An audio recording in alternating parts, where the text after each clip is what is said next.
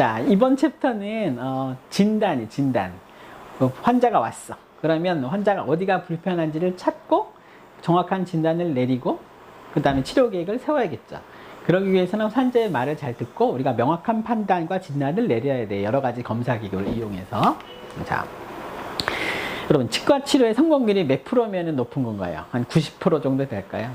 근데 90%는요 10명 중에 9명은 성공을 하는데 이제 1명이 실패를 하는 거죠. 그러면 한 달에 100명은 오겠죠. 그러면 실패율이 10명인 거예요. 여러분 10명이 불만 환자가 된다면 치료가 과연 성공한 것일까요? 그래서 치과는 성공률 90%도 부족한 거죠. 몇 프로가 돼야 될까요? 99%는 돼야 돼. 99%를 해야지 100명 치료하면 1명 불만 환자나 1명 오진이 생기는 거예요. 이만큼 높아야 돼요. 자, 대포를 쓰고 있어요. 이렇게 놓고 쓰면 만중률은 몇 프로일까요? 예, 100%가 돼야겠죠. 불발되지 않는 이상은 100% 맞춘다는 이런 개념으로 출발을 해야지 우리가 역치가 높고 수준을 높이고 진단을 명확하게 해야지 이 모든 것이 순조롭게 돌아가는 거죠. 자, 이 환자 처음 만나는 몇 가지 그 원칙이 있어요. 하나는 together예요. T. 같이 환자를 일방적으로 우리가 딱 안기 전에 이 환자는 어디가 아플 거야 이렇게 판단 내리면 안 되고 이 환자와 같이 어떤 문제가 있는지를 보고 그리고 이해시켜 줘야 돼요. 당신은 충치가 있어 신경치료를 해야겠다 이해하고 그 다음에 만들어 나가야지. 이게 굉장히 단계가 중요해요. 한 예로 이악물기 환자가 왔다고 봅시다. 이가 악물면 이가 꽉 물면 아파요. 그러면 찬물에도 시리고 이도 금이 가고 계속 문제가 생기죠. 근데 당신은 이를 꽉 무는 환자예요 라고 말했을 때 환자들의 몇 프로가 나 이 꽉 물어요 그런 버릇이 있어요 라고 말할까요? 거의 제로에 가깝다고 보시면 돼요. 당신이 이를 꽉 무는 것 같아요. 이가 힘을 많이 받고 있는 거예요. 그러면 절대로 아니라 그래요. 근데 그럴 경우는 치료를 할 게 아니라 그럼 집에 가서 좀 연구를 해보세요. 그러면 보통 내가 밤에 자다가 이를 꽉 물어서 깨요 이런 말을 하게 돼요. 몰랐던 거죠. 이런 환자가 자각을 하고 이걸 수긍하고 그때부터 치료를 해야지 이게 순조롭게 되는 거예요. 자, 환자의 내원 목적이나 심리 상태를 꼭 파악해야 되고요. 환자가 이해하기 쉬운 말로 설명을 해줘야 돼요. 그리고 적절한 시청각 자료를 예양해야 되고요. 그 다음에 가장 불편한 것부터 해석을 해줘야 되고요. 그리고 지속적인 관리를 해줘야 돼요. 그리고 진료에 대한 기대감을 만족시켜줘서 웃으면서 나가야 되는 거죠. 이것의 모든 시작이 진단입니다. 환자는 어떻게 우리는 저는 2급 인내의 골드를 하러 왔어요 라고 말하는 사람이 있을까요? 없습니다. 저는 상악 전치 레진을 하러 왔어요 말하는 사람이 있을까요? 없습니다. 예. 저는 상악 JT의 뼈 이식과 상악동 이식술을 하고 임플란트를 하러 왔어요 라는 사람이 있을까요? 그렇진 않아요. 환자들은 나는 밥을 못 먹어서 왔어요. 나는 이가 시려요. 어제부터 욱신욱신 거려요. 라는 식으로 표현을 해요. 그러면 우리가 그것을 잘 해독해야 돼요. 환자는 자기 나름대로의 암호로 얘기를 하는 거예요. 그럼 우리는 그 암호를 잘 해독을 해서 그것의 진단을 유추해야 되는 것이죠. 자, 커피를 마시면 이가 아파요. 이거는 어떻게 해석해야 될까요? 예, 따뜻한 거에 자극이 있다면 치수가 지금 가역성 또는 비가역성 치수염에 해당하는 거예요. 뜨거운 거에 5분 이상 아프면 비가역성 치수염, 신경치료를 해야 되는 거죠. 뜨거운 거나 찬물에 잠깐 아파요. 그러면 높이가 약간 높은 거기 때문에 이거는 교합을 조금씩 조절해주면 낫는 거죠. 이걸로 유추를 해내야 돼요. 고개를 돌리면 위치아가 아파요. 자, 뭘까요? 고개를 돌리는데 위치아가 아파요. 아마 이것을 눈치챈 사람들은 아마 굉장히 훌륭한 치위생과 학생이 될 거예요. 상악동염, 감기입니다. 감기를 앓고 나서 이 상악동에 고기가 차면 고개를 숙일 때, 뛸 때 이가 아파요. 예. 머리가 아프면 이가 아파요. 이걸 오진하면 신경치료하다 충치치료를 한다는 거죠. 그래서 보통 고개를 돌릴 때 머리가 아파요 라면 최근에 감기 걸리셨어요 라고 묻는 게 원칙이에요. 그러면 그렇습니다. 그럴 때 엑스레이 찍으면 당박에 나오죠. 이거는 봄, 계절에 따라서 많이 생겨요. 재밌죠? 그 다음에 오른쪽으로는 찻불을 못 먹어요. 왼쪽은 괜찮고. 뭘까요? 예, 턱이 돌아간 거죠. 턱이 돌아간 거는 이쪽이 교합이 높게 되면 반대로 씻게 돼 있어요. 그러면 교합이 아구가 안 맞겠죠. 그러면 옆으로 돌리면서 조기 접촉이 생기면서 한쪽이 시린 거예요. 원인은 왼쪽에 있는 거죠. 이는 오른쪽이 이실인데 이렇게 판단해야 돼요. 자, 다른 치과에서 치아를 10개 치료해야 된다고 왔어요. 이거 곤란하죠. 예. 그냥 내가 봐도 충치가 긴 것 같기도 하고 아닌 것 같기도 하고 좀 관리를 해도 될 것 같고 이런 경우가 제일 어려운 질환 같아 실제로. 그 다음에 씌운 지 오래돼서 왔어요. 교환할 때가 될 거 10년마다 바꿔라 이 얘기를 이제 들었기 때문에 왔겠죠. 그럴 때는 어떻게 판단해야 되나요? 예, 경계부에 플라가 껴 있는지 엑스레이 찍어서 치아 신경에 이상은 없는지 이런 걸 정확히 판단해서 좀 더 쓸 건지 아니면 일찍 바꿔줄 건지. 오래 쓰는 게 좋죠. 그래서 한 2년 더 썼는데 안이 다 썩어버렸어. 이를 뽑아야 되겠어. 그럼 누구 잘못이죠? 예. 그래서 항상 정확한 진단을 객관적으로 나눠야 돼요. 자, 스케일링을 하고 싶어요. 예. 스케일링을 하고 싶은 게 주소예요. 예. 목적이에요. 이 사람은 자기 치아를 관리받고 싶어 온 거죠. 스케일링을 하러 온 건 아니에요. 예. 그래서 관리를 받고 싶어 하는 목적이 있구나. 거기에 맞게 스케일링이나 불소도포나 칫솔질이나 또 다른 필요한 검진을 해주는 게 맞죠. 너무 치아만 자꾸 보려고 그러지 말고 전체적인 사람의 그 의도를 파악하셔야 돼요. 여기 설문지가 있어요. 잘 보이시나요? 어떤 신세계 치과에서 어떻게 오셨습니까? 뭐 틀니, 충치치료, 스케일링.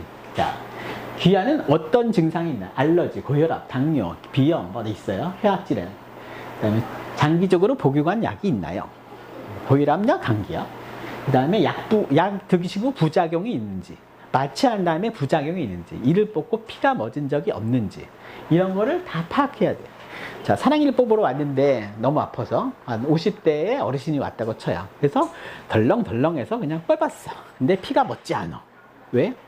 항응고제를 먹고 있었던 거죠. 예. 왜? 심근경색 치료를 얼마 전에 해서 여기 스프링달 같은 거 있죠. 스프링이 박혀 있어. 그럼 혈전제를 먹게 되죠. 이걸 1년 안에는 엄청난 양의 혈전제를 먹기 때문에 뽑으면 피가 줄줄 새요. 면도에도 피가 멎지 않을 정도로 피가 나요.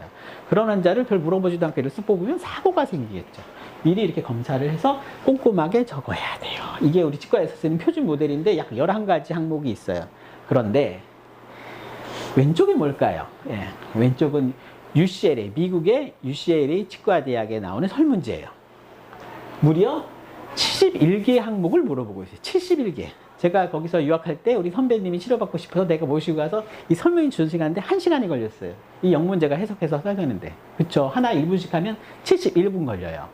여기에는 별의별 내용이 다 있어요. 왜냐하면 미국은 좀 인종이 다양하고 또 개별적인 특성이 많기 때문에 완벽하게 안전하기 때문에 71가지예요. 우리는 이 11가지 안에서 걸러내야 돼요.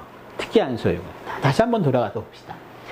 귀하는 다음 같은 질환이 있습니까? 해서 자, 당뇨는 식전 내시 정상이죠. 결핵을 알았다면 어떤 거를 주체해야 되죠? 만약에 임신 중이야. 그걸 물어보지 않고 엑셀을 막 찍고 막 마취를 하고 그러면 안 되겠죠. 근데 실제로 저는 그런 걸 본 적이 있어요. 예.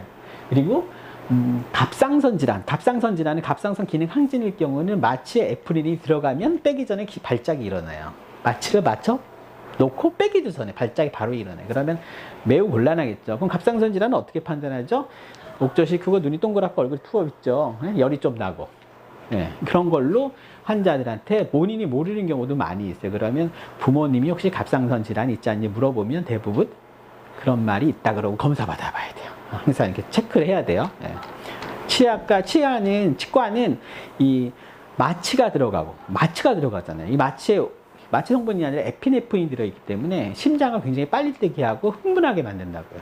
긴장하게 만들고 통증이 있죠. 예. 그리고 출혈이 돼요. 피. 그렇기 때문에 항상 여러 가지 위험 요소를 배제시켜야 됩니다. 자, 그 다음에 임상 검사 왔어. 다 물어봤어. 치아가 아파. 그럼 이제 검사를 하겠죠. 맨 처음에 엑스레이부터 찍고, 그 다음에 임상 눈으로 보죠.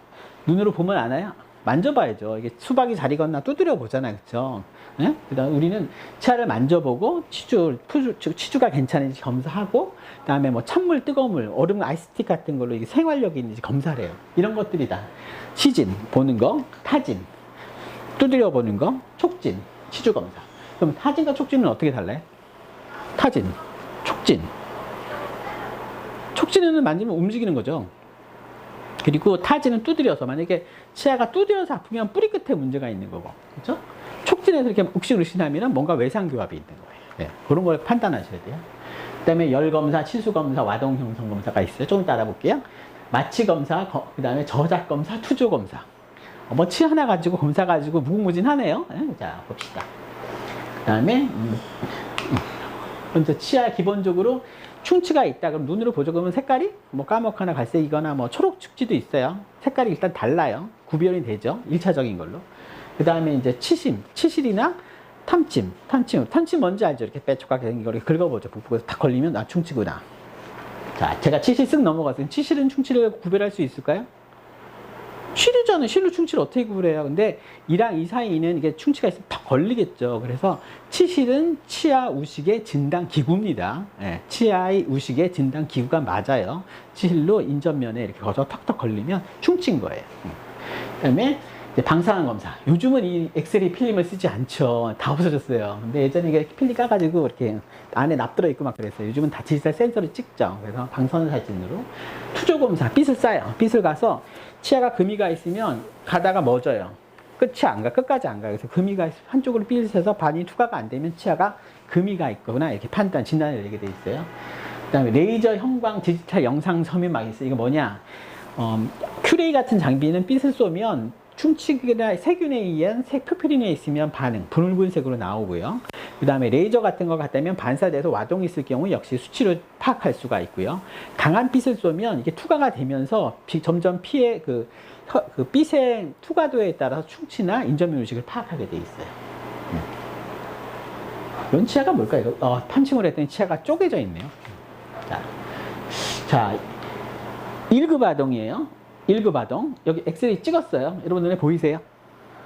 보인다면 정상이 아니에요. 이게 2mm 1년 정도 되지 않으면 엑스레이에 절대로 보이지 않습니다. 절대로. 멀쩡하잖아요. 그쵸? 근데 와동은 이거예요. 예. 자, 안 보이죠? 보여요? 안 보이죠? 안 보여요. 웬만큼 들어가서는 충치가 4mm 정도 되면 그때 희미하게 보여요. 4mm. 무려 4mm. 치아 교환면의 3분의 1은 충치가 먹어야 엑스레이에 보여요. 엑스레이 다 믿으시면 안 돼요. 그러면 엑스레이 무용지물인가요? 그렇지 않죠. 이 조그만 충치가 있으면 바로 보여요. 엑스레이는 인접면 의식에는 매우 탁월하지만 교환면 의식은 웬만큼 커서는 안 보여요. 왜? 나머지는 있으니까, 투과니까, 그림자니까. 네, 그래서 이 조그만 그림자, 인접면은 효과가 있지만 나머지는 그렇게 정확치 않다는 거 꼭 기억하셔야 돼요. 레이저 탐지기에 여기에 빛이 레이저가 나가서 그 충치 안에 와동이 있으면 그걸 찾아내요. 이런 식으로. 레이저가 나가. 광선을 쏴. 그래서 밑에 숨어있는 충치가 있으면 우리 뭐 금속 탄지기처럼 삐삐삐 소리하면 모래 속에서 뭐 시계도 꺼내고 반지도 꺼내고 동전도 꺼내잖아요. 마찬가지로 레이저가 쏴면 와동이 있으면 수치가 딱 나타나와요. 뭘로? 숫자로. 그래서 25가 넘으면 충치다. 이렇게 파악을 해요. 홀 방향을 바꿔서 레이저로 디디디디디 참는 거죠. 그 다음에 큐레이. 이 장비 나가면 이 장비가 박테리아가 내는 포피린에 반응해서 분홍색 색깔이 나요. 그러면 그 금충치, 치석 이렇게 세균들이 계속 낼 거 아니에요. 그런 걸로 찾아내는 거예요. 자, 그런 식으로. 빨갛죠? 여기는 하얀데, 그렇죠? 마찬가지로 때가 때 있으면 이렇게 눈으로 안 보이는 게 큐레이를 이용하면 보이게 돼 있어요. 자, 진단해 봅시다. 뭘까요? 금갔어요. 인내의 하방에 교합이 깨졌어요. 파절. 자, 이건 뭘까요? 예, 치아 치금 파절이 되어 있고요. 자, 이거는 이제 신경 치료할 때 엑스레이 찍어서 판단을 엑스레이 할 수 있는 엑스레이에 대해 설명하고 있어요. 자, 이 환자의 진단에 대해서 얘기해 봅시다. 예, 지금 우리 열심히 찍고 있는데 우리 위생사들이 응원하고 있어요. 자, 이 환자는 여기 치아가 짧죠? 왜 짧을까요? 전니에 영구치가 없어요. 예.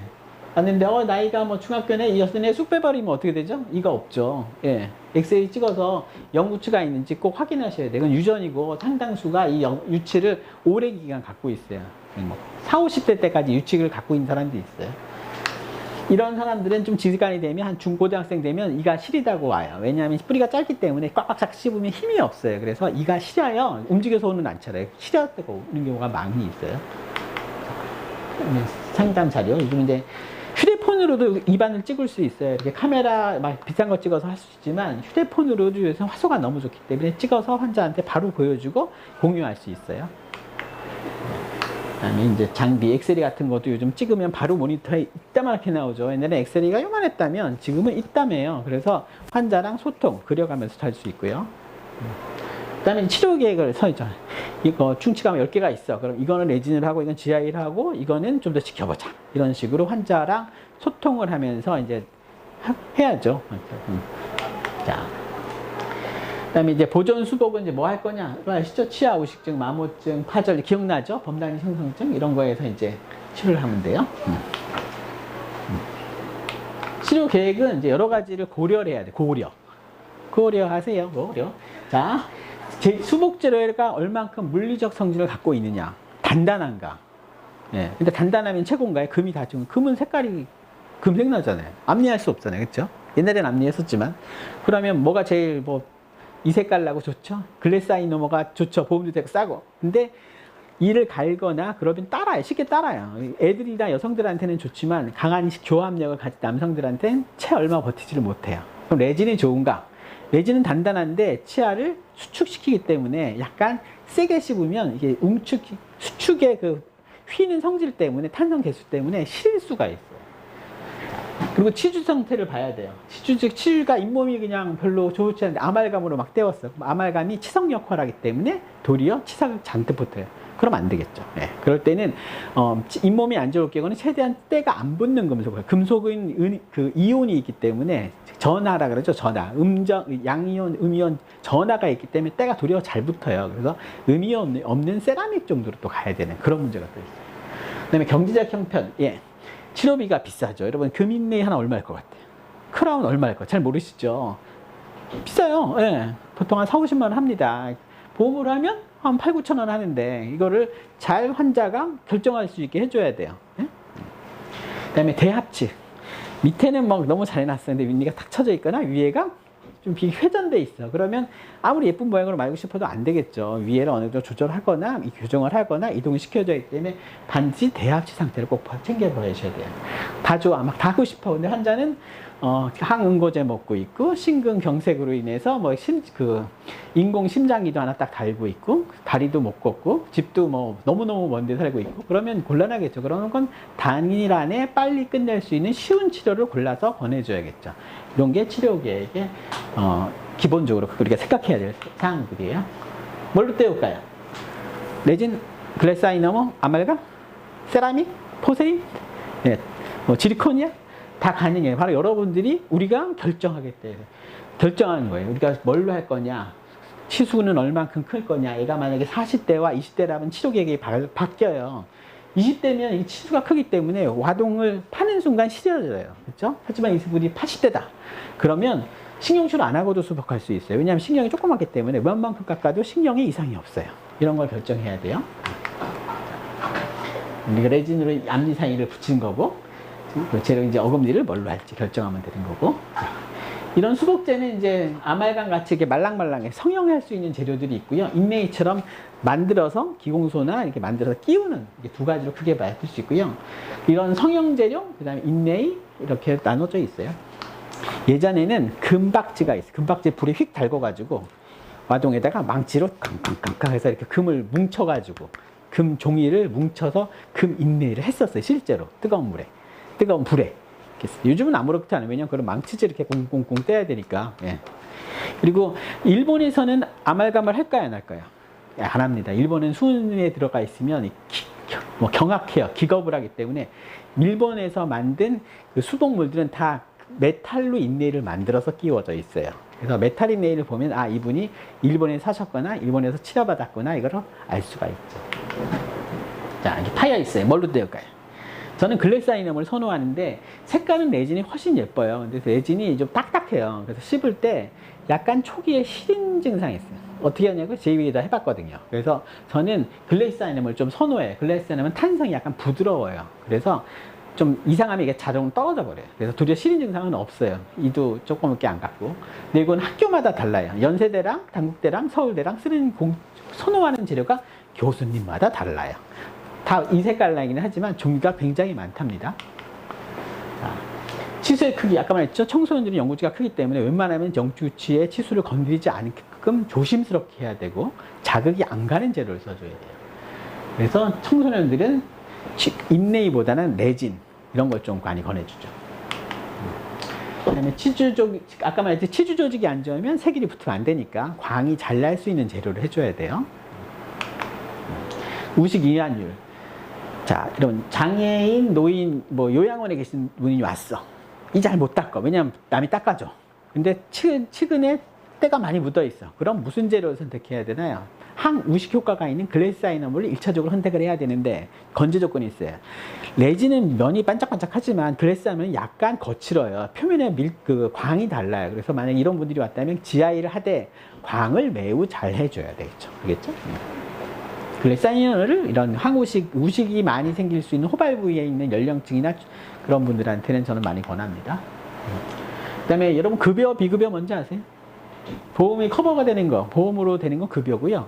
일반으로 다 본인이 부담하는 건 비급여예요. 의료급여 뭔지 아세요? 나라에서 얼마큼 돈을 많이 주느냐, 좀 적게 주는 의료급여예요. 의료 수급 대상자 뭔지 아세요? 자, 이제 볼까요? 국가보훈대상자들. 우리나라는 국가보훈대상자는 보훈병원 가면 치료비가 거의 공짜예요. 단 이제 월남전을 찾자거나 그런 분들이 다닐 수 있죠. 그다음에 치아보험, 사보험이 있죠. 라이 뭐 이렇게 무슨 많이 있잖아요. 에이스 뭐 이런 거. 이런 거는 치아의 사보험에 해당하는 거예요. 차상위 계층은 뭔가요? 차상위 계층은 의료 급여가 아닌 그 중간에 보호받지 못하는 걸 위해서 또 하는 그런 서비스가 또 있고요. 우리나라는 또 경로우대가 있어요. 75세, 65세가 넘으면 보험 혜택이 대폭적이 증가하고 자기 보험의 급여를 돈을 제한되게 조금만 내게 돼 있어요. 이런 걸 알려두시면 환자한테 이분이 어떻게 더 큰 그 적은 부담으로 할 수 있을지 상담할 수 있을 거예요. 자, 대합치는 아까 말했죠? 너무 처지거나 이상하게 쓰면 안 되고. 좀 재미있는 현상은 밑에 금을 했어. 멋지게. 내 위가 아말감이 있었어. 근데 씹을 때 전기가 찌릿찌릿 통하는 거예요. 여러분 이게 무슨 영화의 오렌지 같은 거 전극두개 딱 불 탁 켜지는 거 보셨죠? 이게 이온이 있기 때문에 이온. 정전기가 있어요. 금속은 그 두 개가 갖고 있는 성질이 조금 달라서 그거의 침이 밀도가 다르거나 전해질 성분이 있으면 전기가 통해요. 해결 방법은 나무젓가락 쓰셔야 돼요. 아니면 위아래 중에 재료를 통일시켜야 돼요. 예. 이런 분들이 생기면 찌릿찌릿해서 갈바니즘이래요. 갈바니즘. 정전기가 생기는 현상이에요. 다음에 찌릿해요. 임산부인 치료를 어떻게 해야 되나요? 여러분 알고 있죠? 1기, 2기, 3기 중에 2기는 치료가 가능해요. 예. 그다음에 아스피린 복용 환자는 3일에서 4일 동안 약을 끊죠. 아주 유식한 말로 드럭 홀리데이, 약을 끊는다 이런 말을 표현을 해요. 보통 3일에서 6일 정도면 아스피린이 효과가 거의 없어져요. 그럼 치료를 하게 되죠. 근데 아스피린 계속 끊으면 심장에 문제가 생기죠. 혈전 방지인데 혈전 방지 기능은 떨어뜨린 거잖아요. 그럼 혈전이 생길 수가 있단 말이에요. 그래서 이런 아스피린 환자는 잘 해야 되고, 아스피린은 양반이에요. 그 혈전제들이 있어요. 아주 센 거 있어요. 코아마린이나 이런 거는 끊이면 심장에 문제가 생길 것 같으면 다른 걸로 바꿔 껴야 돼요. 예, 그렇게 하는 것도 알고 계셔야 되고요. 아까 말했듯이 갑상선 기능 환자 주사의 에피네프린에 굉장히 민감하다는 거. 그 다음에 치매 환자들. 예, 여러분 치매 환자들이 치료받으러 오면 잘 몰라요. 화를 잘 내요.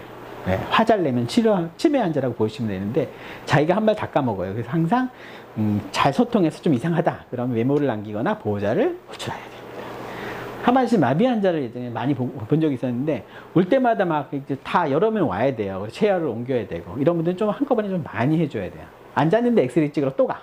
힘들겠죠. 예, 그러니까 이런 거는 항상 여러분 당연히 잘 아시겠지만 잘 관리해서 치료 계획을 세우셔야 돼요. 자, 동의서입니다. 단순 발치, 이렇게 동의서, 이렇게 프로그램도 다양하게. 그다음에 신경치료를 하면 몇 번 와야 되나, 왜 와야 되는지, 뭘 하는지 설명을 해줘야 되고. 네. 그다음에 이건 무통 마취기에 안 아프게 천천히 들어가는 마취기입니다. 자, 소독하는 거, 환자들한테 이렇게 완벽한 소독을 해줘야 돼요. 기구에 대해서는 또 다음 시간에 더 설명하도록 하겠습니다.